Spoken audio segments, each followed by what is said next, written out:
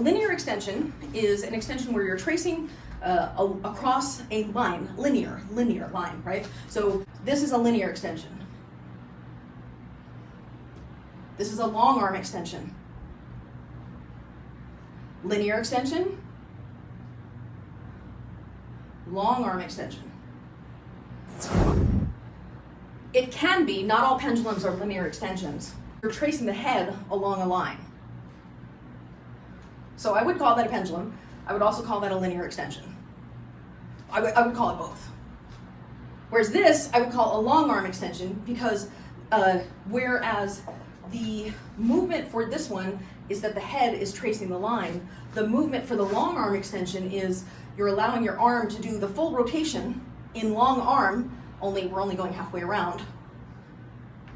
So this is your center of rotation versus your head following a specific path.